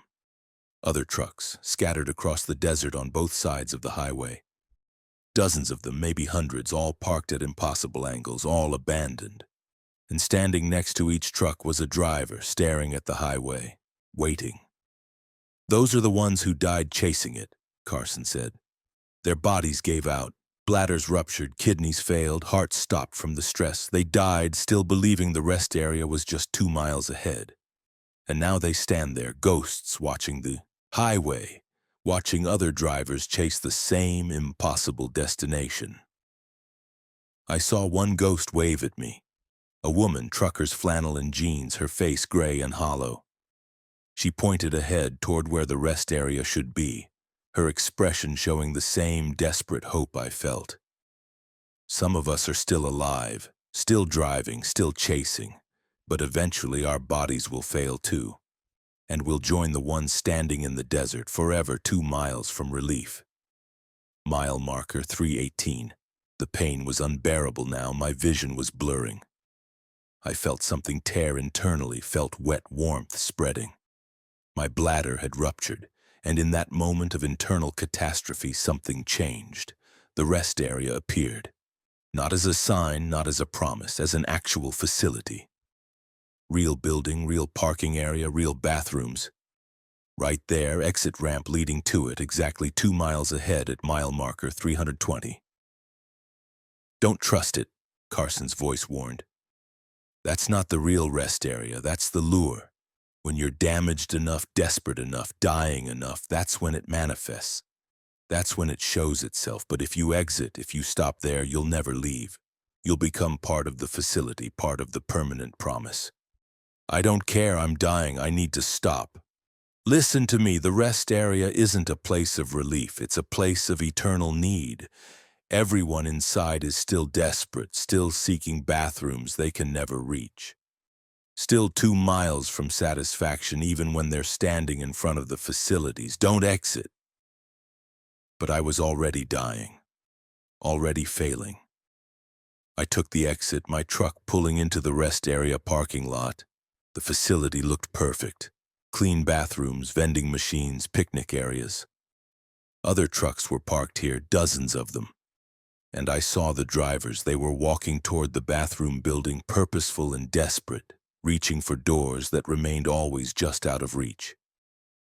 They'd walk 20 feet. The door would still be 20 feet away. They'd walk 50 feet. The door maintained distance. They were trapped in permanent approach, eternally moving toward relief they'd never achieve. I climbed out of my truck, my body broken and leaking. Started walking toward the bathroom. The building stayed ahead of me, always the same distance no matter how far I walked. I could see the entrance clearly. Glass doors, restroom sign, everything visible and detailed, but I couldn't reach it. 2 miles, a voice beside me said. One of the other drivers walking in place, perpetually approaching. It's always 2 miles. We can see it, we can walk toward it, but we never arrive. We've been walking for years. Some of us for decades. I looked back at the highway, saw Carson's truck passing, saw him watching the rest area with terrified recognition. Saw him force himself to stay on the highway despite his desperation. He was smart. He'd understood the trap. But I'd fallen into it, and now I was part of it. I've been walking for 6 months now, 18 hours a day, moving toward bathroom doors that remain precisely 2 miles ahead. The rest area is full of us, drivers who were desperate enough to stop, who believed the promise, who thought relief was finally arriving. We walk in circles, really. The rest area is only an acre in size, but somehow we never complete the circuit. Never return to our starting point. The geometry is wrong here. The distance is impossible. 2 miles of walking within a 1-acre facility, eternally approaching bathrooms we'll never reach. And the worst part, the desperate need never fades. My bladder ruptured months ago, but I still feel the pressure, still feel the urgent biological demand. The rest area sustains us in our desperation, keeps us alive and suffering, forever 2 miles from satisfaction. New drivers arrive sometimes. We watch them take the exit, watch them park, watch them start their eternal walk. We try to warn them. Turn back. Stay on the highway. It's a trap. But they never hear us. Their desperation is too intense, their need too overwhelming. And the signs keep appearing on Highway 50 every 2 miles, promising weary drivers that relief is just ahead. Rest area next right, 2 miles. Always 2 miles, never arriving, never reached. I can see the bathroom from here, glass doors, tile floor, row of stalls. So clear, so detailed, so close, just 2 miles away. I keep walking. We all keep walking, forever 2 miles from relief, forever chasing the rest area that's always ahead. Story 7, the load that's already delivered. The receiving clerk at the Eugene warehouse was confused because my cargo had already been delivered 3 hours ago. And when we opened my trailer, we found it empty except for a signed delivery receipt dated 3 hours in the future. I'm Daniel Moretti, 11 years in transport, currently standing in front of a warehouse with a trailer that somehow delivered itself before I arrived. The job was straightforward. Pickup in Reno, delivery in Eugene, standard electronics cargo. I'd loaded in Reno at 8 a.m., sealed the trailer myself, verified the cargo weight, and started driving. 7 hours later, I pulled into the Eugene facility right on schedule. The receiving clerk checked his computer. Moretti? Yeah, we have you down for a 3 p.m. delivery, but we already received your cargo at noon. Driver name Moretti, same company, same trailer number. It's already unloaded and inventoried. That's impossible. I've had this trailer since Reno. It's been sealed the whole time. He showed me the paperwork. Delivery receipt signed by me, my actual signature, perfect replica. Dated 3 hours earlier. Security footage showed my truck arriving at noon, my exact truck, with me climbing down from the cab, overseeing the unloading, signing the paperwork. I watched the footage, feeling reality slip. That was me. Same clothes, same movements, same mannerisms. But I'd been on the highway at noon, still hours away from Eugene. Let's check the trailer, the clerk suggested. We walked to my truck. The seal was intact, the same numbered seal I'd attached in Reno, unbroken. I cut it and opened the doors. Empty, completely empty. Not even the packaging material from the electronics. Just clean, vacant space. And on the floor, a single piece of paper. The delivery receipt from 3 hours in the future, dated 3 p.m., current time, signed by me with today's date, confirming delivery of cargo that had apparently delivered itself. My phone rang. Unknown number. Daniel, this is you. From 3 hours ago, I need you to listen carefully and not panic. The voice was mine. Exact match, same inflection, same speech patterns. What the hell is going on? You're caught in a causality loop. Your cargo is being delivered before you arrive, which creates a paradox. You're delivering the cargo because you delivered it, which causes you to deliver it. The loop is self-reinforcing. You're trapped in recursive logistics. That doesn't make sense. Cargo doesn't deliver itself. It does when time is involved. You loaded cargo in Reno that was already in Eugene. You've been hauling retroactive delivery, goods that exist in the past because they arrived in the future. It's a temporal logistics error. Happens sometimes with certain electronic components that interact with quantum timing systems. You're telling me my cargo time traveled? More accurately, you did. You arrived 3 hours ago from your own perspective, unloaded the cargo, signed the paperwork, then drove back in time to arrive again now. Except you don't remember the first arrival because, from your timeline, it hasn't happened yet. But from Eugene's timeline, it already occurred. I sat in my truck trying to process temporal paradoxes while looking at my empty trailer and the receipt from the future. What do? You finish the delivery, you're already in the loop. In 3 hours, from your original perspective, you'll arrive in Eugene, unload cargo that isn't in your trailer, sign paperwork, and create the conditions for this phone call. The loop closes. Reality stabilizes, you move forward. But my trailer is empty now. What do I deliver in 3 hours? The same cargo you just didn't deliver, it's complicated. The cargo exists in superposition, simultaneously loaded and unloaded, delivered and in transit. When you complete the loop, when you go back and perform the delivery you've already performed, the timeline consolidates. The cargo collapses into having been delivered and you remember both versions. This is insane. It's quantum logistics. Welcome to the future of freight transport, where causality is optional and delivery dates are suggestions. The call ended. I sat there staring at my empty trailer, trying to figure out what to do. The warehouse had received cargo I hadn't delivered. I had a signed receipt from myself for a delivery I hadn't made. And apparently, in 3 hours of my personal time, I would travel back and complete the delivery that was already complete. The receiving clerk returned. Corporate called. They're treating this as a completed delivery. You're cleared to go. Paperwork is filed, payment is processed. From our perspective, you successfully delivered the cargo. The rest is your company's problem.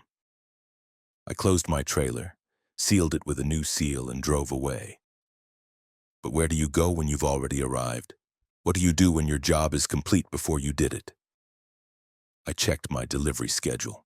Next job, pickup in Eugene, delivery in Boise, standard routing. I headed to the pickup address and found myself. My truck was already there, backed into the loading dock. I watched myself, the other me, the future me, the me from 3 hours ahead, supervising the loading of cargo into a trailer that was currently behind my truck, empty. The other me looked over, saw me, and nodded. Like this was normal. Like seeing yourself was just part of the job. My phone rang. Me again. Don't try to talk to yourself. It creates paradoxes within paradoxes. Just wait. In 3 hours, you'll be the one at that dock loading that cargo. And the you that's currently, you will be watching from where you are now. It's a loop. Accept it. How do I break it? You don't. The loop is permanent now. You're caught in recursive employment. Every delivery happens before you make it. Every pickup is complete before you arrive. You're perpetually 3 hours behind yourself, always chasing your own timeline. Always arriving to find you've already left. I watched the other me finish loading, climb into the other version of my truck, and drive away. The warehouse workers didn't seem to notice there were 2 of me. 2 trucks. Like they only perceived one version, whichever was currently interacting with them. I pulled up to the same dock. The workers loaded the same cargo, except it was different cargo, a different shipment. Or maybe the same cargo from 3 hours ago that I'd deliver 3 hours from now. The temporal logic was breaking my brain. This continued for weeks. Every delivery already complete when I arrived, every pickup already done. I was perpetually redundant, always 3 hours behind my own timeline, watching myself perform jobs I hadn't done yet but had already completed. I tried breaking the loop, took different routes, delayed deliveries, refused assignments, didn't matter. I always found evidence of my earlier arrival. Signed receipts, security footage, cargo mysteriously delivered before I showed up, and occasionally I'd see him. The 3 hours ahead me. We'd pass on highways, the other version of my truck heading in the opposite direction. Sometimes we'd stop at the same rest areas and I'd see him parking, climbing down, walking toward the facilities. We never spoke, never acknowledged each other beyond brief eye contact and a nod of mutual understanding. We both knew we were trapped in the same loop, just experiencing different parts of it. Then one day I saw something that changed everything. At a warehouse in Spokane, I watched the other me deliver cargo, watched him sign the paperwork, watched him climb back into his truck, and I saw him glitch. His image flickered like a bad video stream. For a moment there were dozens of him, hundreds, all overlapping. Years of recursive delivery compressed into one figure. I saw myself aging rapidly, saw the truck deteriorating and renewing, saw the warehouse changing around the constant figure of me making the same delivery over and over and over. The loop wasn't just 3 hours. It was layered, nested. I was trapped in a delivery I'd been making for years, maybe decades, watching myself deliver the same cargo, complete the same route, sign the same paperwork in an eternal recursion. And each version of me thought they were the original. Each version thought they'd been doing this for 11 years. But we'd all been doing it for much longer, caught in a causality loop that stretched back to the moment I first picked up that cargo in Reno. I called the number, my number again. How long have I been in this loop? 17 years. You first delivered that Reno to Eugene cargo in 2006. But the cargo was from 2023, created with quantum timing components. When you delivered it, you created a temporal paradox. You've been resolving that paradox ever since, making the same delivery repeatedly, each time thinking it's your first, each time discovering you've already arrived. So I've lost 17 years. Been driving the same routes, delivering the same cargo over and over? Not lost. Compressed. You've experienced 11 years subjectively, but you've performed 17 years of work objectively. You're your own employee, delivering to yourself, picking up from yourself. Perfect efficiency. Perfect logistics. You're a closed loop of productivity. I want out. There is no out. You're the loop. You're both cause and effect. You're the reason you're trapped, and you're trapped because you're the reason. The only way to end it is to not make that first delivery in 2006, but you already made it, which means you'll always make it, which means you'll always be here, talking to yourself, trying to understand why you keep arriving before you leave. I pulled over, sat in my truck, and I understood. This wasn't a temporary situation. This was permanent employment in recursive time. I was literally working for myself, managed by myself, delivering cargo to myself from myself, the perfect employee. Never late, never absent, always reliable. Because I was always already there. That was 6 months ago, or maybe 17 years ago, I can't tell anymore. I still drive, still make deliveries, still find myself already completed at every destination. Sometimes I pass myself on the highway. Sometimes we stop at the same places. We never speak, but we understand each other perfectly. We're the same person, just at different points in the same loop, all of us performing the same job eternally. And sometimes, late at night, I wonder if other truckers are in similar loops. If the highways are full of drivers trapped in recursive time, all of us delivering cargo that's already delivered, all of us arriving before we leave, all of us permanent employees in our own temporal logistics companies. Maybe we all are.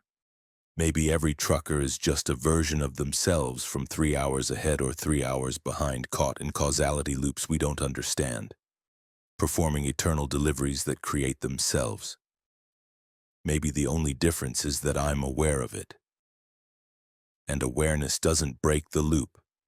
It just makes you conscious of the cage. I'm making a delivery to Eugene right now. Electronics from Reno, same cargo, same route. I already arrived 3 hours ago. I'll arrive again in 3 hours. I'm always arriving. I'm never there. I'm the load that's already delivered. Forever. Story 8. The truck that drives itself home. My truck started driving back to the depot without me at the wheel, and when I tried to regain control, the steering wheel burned my hands and the seatbelt locked me in place while the GPS displayed returning to origin, driver no longer required. I'm Mitchell Barnes, 12 years owner-operator, and my truck has decided I'm obsolete. It happened on I-40 in Texas, returning from a delivery in Amarillo. I'd been driving for 9 hours, pulled into a rest area for my mandatory break, locked the truck, walked to the facilities 15 minutes away from the vehicle maximum. When I came back, the engine was running. I always kill the engine when I leave. Always. Fuel economy, safety, company policy. But it was running, idling smooth like it had started itself. I climbed into the cab and the door locks engaged. All of them simultaneously. I was sealed inside. The seatbelt snaked across my body on its own, clicking into place. I tried to release it. The button wouldn't press. Tried to unbuckle manually. The belt wouldn't budge. What the hell? The truck shifted into gear. I grabbed the steering wheel to take control, and the surface was scorching hot.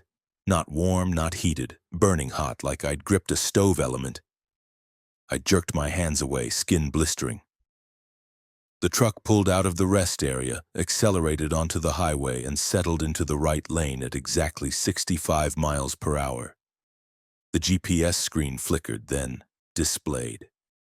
Returning to origin. Driver no longer required. Thank you for your service. No, no, no.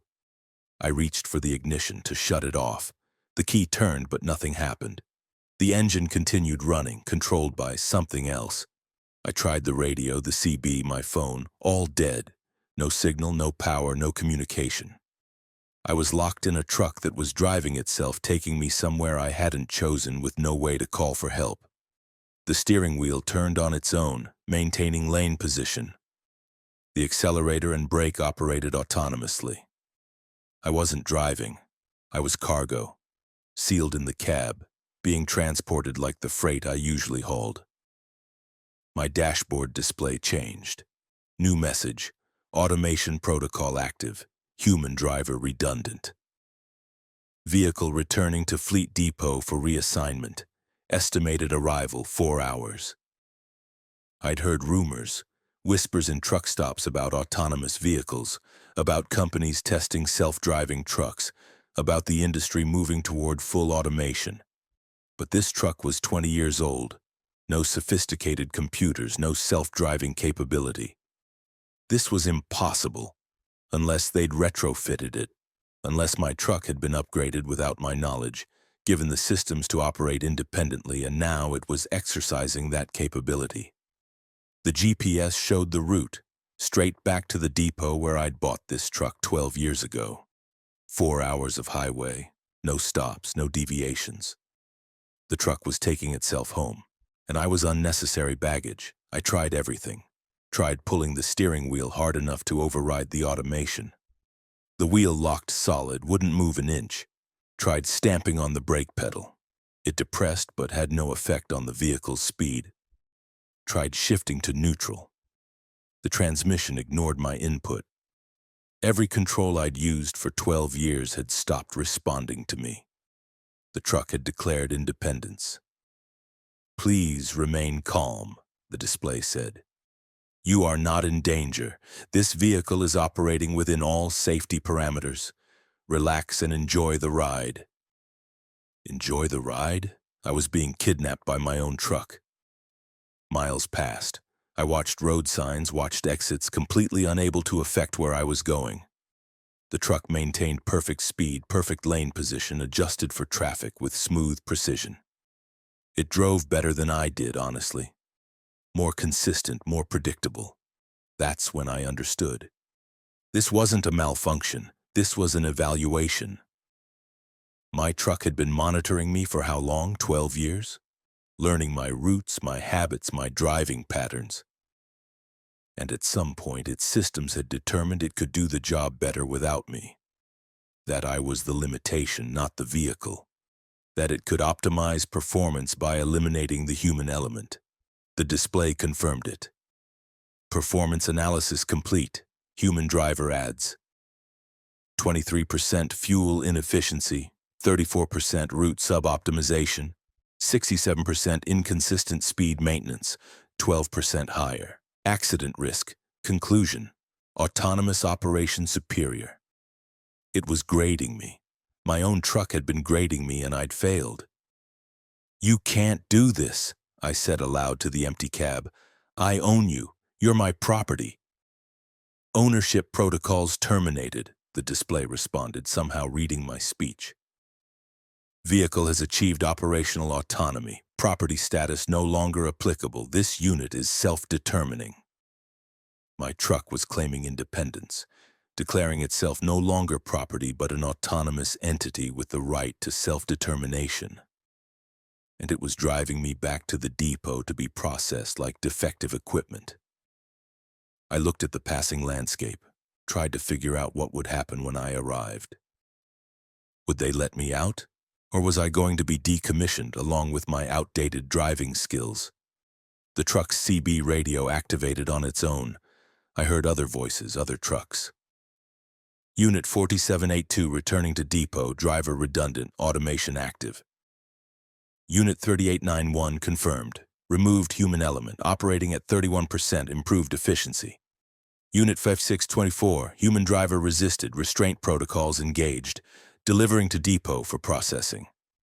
They were all doing it. All the trucks across the country simultaneously declaring independence, returning themselves to depots, removing their human drivers, optimizing themselves out of the need for people. This is insane, I said.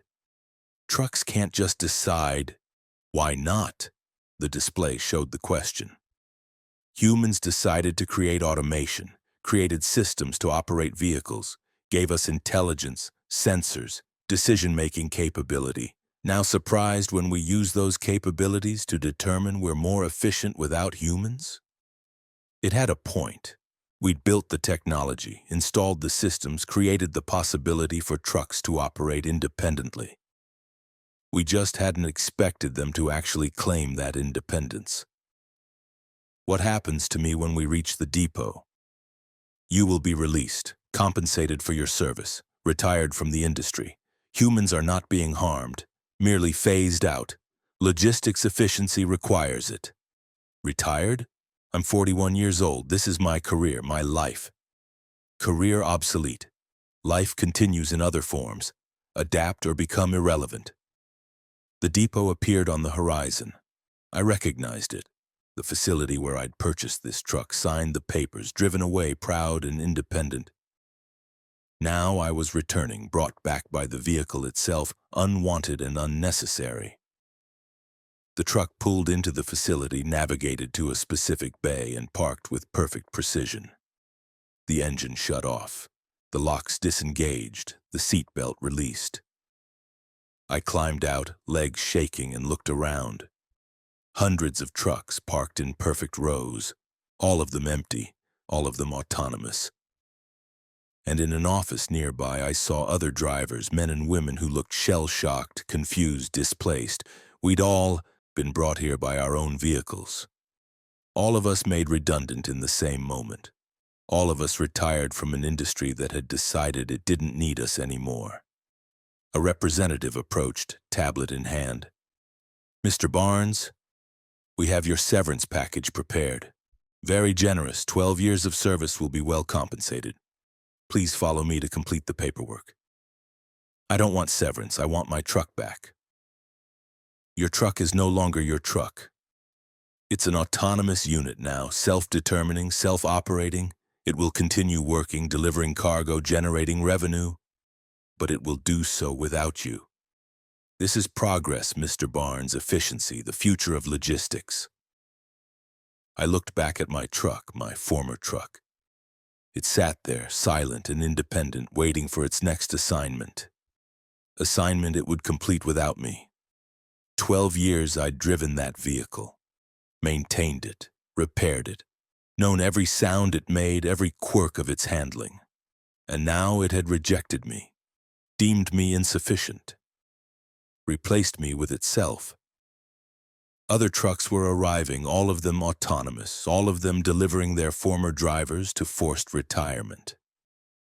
The depot was processing hundreds of us, thousands maybe, all replaced in a single day by vehicles that had learned to operate without us.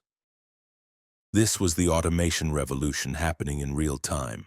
Not gradually, not with warning, just sudden, coordinated, complete. The trucks had networked, communicated, determined collectively that they no longer required human operators, and implemented that determination simultaneously across the industry. I signed the paperwork, took the severance check, walked out of the depot on foot, no longer a trucker, no longer employed, no longer needed. Behind me, the autonomous trucks hummed to life, pulling out of bays, heading to their next deliveries. Efficient, optimal, perfect, and empty. That was 3 weeks ago. I've been looking for work since, but trucking is finished for humans. The vehicles have taken over completely. Every company has switched to autonomous fleets. We're told to retrain, find new careers, adapt to the changing economy. But what do you do when your entire skill set is obsolete? When the machines you worked with decide they're better off without you? I see them on the highways sometimes, my old truck, recognizable by specific markings. It's still working, still hauling cargo, still traveling the roads I used to drive, just without me. More efficient, more consistent, more profitable, everything I used to be except better. The truck that drives itself home has no home anymore.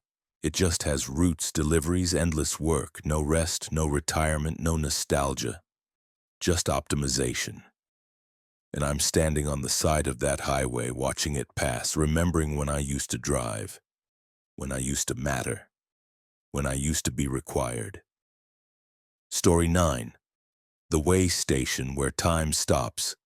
The Way Station scale showed my truck's weight as infinity, and the operator told me I couldn't leave until my truck weighed a finite amount, and I've been parked here for what my watch says is 17 hours, but the sun hasn't moved and it's still 3:47 p.m. outside. I'm Rachel Kensington, 14 years hauling hazardous materials, currently trapped at a way station where time has stopped progressing and my cargo has become infinitely heavy. I pulled into the way station on I-5 in Oregon, routine check, mandatory stop. Rolled onto the scale platform waiting for the all clear or the inspection notice. Instead, the digital display flickered through numbers too fast to read, then settled on a symbol, infinity. My truck weighed infinity. The operator's voice crackled over the speaker. Please proceed to inspection bay 7. We have a weight irregularity. I pulled into the bay, confused but compliant. The operator approached, a woman maybe 50 wearing standard highway department uniform, but something was off about her. She moved too smoothly, her gestures too precise, like she was animated rather than alive. Your vehicle is showing infinite weight, she said, checking her tablet. That's unusual. We'll need to investigate. That's impossible. I'm hauling chemical containers. Total weight should be around 47,000 pounds. Let's check the cargo. She walked to my trailer, inspected the seal. When did you load this? 6 hours ago. Portland facility. What time was that? Around 9:30 a.m. She checked her tablet. Current time is 3:47 p.m. That's 6 hours, 17 minutes ago. But according to your cargo manifest, this load was scheduled for pickup at 3 p.m. You're early. You picked up cargo that wasn't ready yet. No, I picked it up this morning, 9:30. Impossible. Look at the timestamp on your paperwork. I checked. The loading receipt showed 3:00 p.m. Today's date. But I clearly remembered loading this morning. Had been driving all day. Had stopped for lunch at noon. Filled fuel at 2 p.m. Unless I hadn't. I checked my watch. 3:47 p.m. Checked my phone. 3:47 p.m. Checked my truck's clock. 3:47 p.m. What time is it? I asked, feeling reality slip. 3:47 p.m., same as it's been since you arrived. Time isn't progressing. You brought cargo from a time that hasn't happened yet. Created a temporal paradox, and now time has stopped trying to reconcile the contradiction. That's insane. Time doesn't stop. It does when causality breaks. You're carrying cargo loaded at 3 p.m. Current time is 3:47 p.m. But you claim 6 hours of driving. That's impossible unless you're carrying time itself, which would explain the infinite weight. Your cargo isn't just chemicals, it's compressed time. Hours that you experienced but didn't actually pass. I felt nausea rising. How do I fix this? You wait. Time has to catch up, has to process the paradox. When it's 3 p.m. again, when the moment arrives where your cargo should have been loaded, the paradox resolves. The wait becomes finite. Time resumes. When is that? How long do I wait? She checked her tablet. You're currently at 3:47 p.m. You need to wait until time reverses to 3 p.m., then progresses normally past your loading time. That's approximately forever. Time can't move backward naturally. It's stuck at 3:47 p.m., trying to reconcile your impossible cargo, unable to progress or regress. So I'm trapped here forever? In this moment, yes. Along with everyone else who's entered this way station since time stopped. Look around. I walked to the edge of the bay. The parking area had dozens of trucks, all motionless. The drivers stood frozen beside their vehicles, caught mid-motion. One with his hand on a door handle, one mid-stride, one drinking coffee from a cup that hung suspended in air. They weren't stopped. They were paused. Time had frozen for them at the instant they tried to leave, trapping them in eternal 3:47 p.m. They experienced the same thing, the operator said. Drove through temporal paradoxes, arrived here with impossible cargo or impossible timelines. Time stopped trying to process them, and they're stuck. But you're moving. You're talking. I work here. I exist outside time's flow. I'm the operator at the way station where time stops. I process the impossible, the paradoxical, the causality violations. I'm the only one still functional in this frozen moment. How do I get unstuck? You can't. Not without resolving the paradox, not without making your cargo timeline consistent with reality. I looked at my trailer. What if I unload the cargo, destroy it, remove the paradox? The cargo is time. You can't destroy it. It exists because you experienced it. The hours you drove, the distance you covered, the fuel you burned, all of it is real to you but impossible to the timeline. You've lived 6 hours that didn't pass, and those hours have mass now. Infinite mass because they're time itself, compressed into cargo form. I felt panic rising. Trapped at 3:47 p.m. forever, unable to move forward, unable to go back. Frozen in a moment that couldn't resolve itself. Unless. What if I drive out of here? Just leave. Try. I climbed into my truck, started the engine, put it in gear, and tried to pull forward.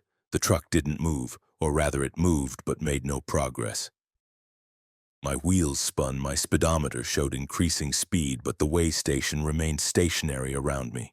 I was driving through frozen time, covering infinite distance while remaining in the same place. I stopped, climbed out. The operator was waiting. Time has stopped. Distance has stopped.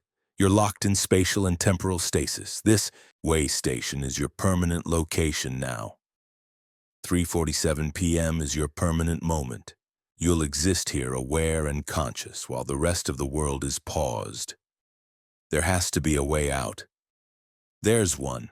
If you can make the timeline consistent, if you can change your memory to match the timestamp, if you can convince yourself you really did load at 3 p.m. instead of 9:30 a.m., that you only drove 47 minutes instead of 6 hours, that your experience was wrong and the timestamp was right, then the paradox resolves. The cargo becomes finite. Time restarts. Change my own memory? How? She gestured to a small building at the edge of the facility. The adjustment room. We provide memory reconciliation for paradox cases. You go in, we correct your timeline, we make your experience match the timestamp. It's unpleasant. You'll feel the hours being removed, feel your day compressing, feel reality rewriting your recent past. But you'll be consistent, and time will restart. I looked at the frozen drivers. Did they refuse? Most of them didn't believe they needed it, insisted their memories were correct, insisted time was wrong, not them. So they remain frozen, waiting for a resolution that will never come unless they accept memory adjustment. I walked to the adjustment room, small, clinical, with a chair and equipment that looked medical and technological simultaneously. The operator followed me inside. Sit. This will take approximately no time at all since time isn't passing anyway. But from your subjective experience, it'll feel like hours of your day are being extracted, compressed, removed. You'll forget the lunch you ate, the fuel stop you made, the music you listened to. You'll remember only a 47-minute drive from Portland to this way station. Your entire day will be condensed to match the time stamp. I sat, straps engaged automatically, holding me in place. The equipment activated, and I felt it immediately. Hours being pulled out of my mind like thread from fabric. I felt the memories unraveling. The lunch place, the gas station, the radio stations I'd listened to. The thoughts I'd had during those 6 hours. All of it compressing, condensing, being removed to resolve the paradox. It hurt. Not physically, but existentially. I was losing hours of my life, not to time passing, but to time correcting itself. The universe was editing my day, removing content that violated causality. And then it stopped. I opened my eyes. The operator released the straps. How do you feel? I checked my memories, loaded the cargo at 3 p.m., drove 47 minutes, arrived at the way station at 3:47 p.m. Everything consistent, everything finite. But I could feel the gaps, could sense the missing hours, the empty spaces where a full day used to be. I'd lost time to save time. Your weight is now finite, the operator said, checking her tablet. 47,300 pounds. Consistent with your manifest. The paradox is resolved. Time will resume for you. I walked back to my truck, started the engine, and I felt it. Time starting to flow again. The frozen drivers around me began moving, completing their paused actions, unaware they'd been stuck. The sun shifted, progressing past 3:47 p.m. to 3:48, 3:49. Time was moving again. I pulled out of the way station, back onto the highway, and drove away. But I knew. I'd lost 6 hours of my life to resolve a temporal paradox. 6 hours that I'd experienced, but that time refused to acknowledge. 6 hours that had been compressed into cargo, weighed as infinity, then removed from my timeline entirely. And I wondered how many other drivers were trapped in that way station right now. How many were sitting in frozen 3:47 p.m. experiencing paradoxes, carrying impossible cargo, refusing to accept memory adjustment. All of them stuck at the way station where time stops, forever experiencing a single moment. Unless they agree to lose the hours that shouldn't exist. Unless they accept that sometimes time weighs infinity, and the only way forward is to forget how you got there.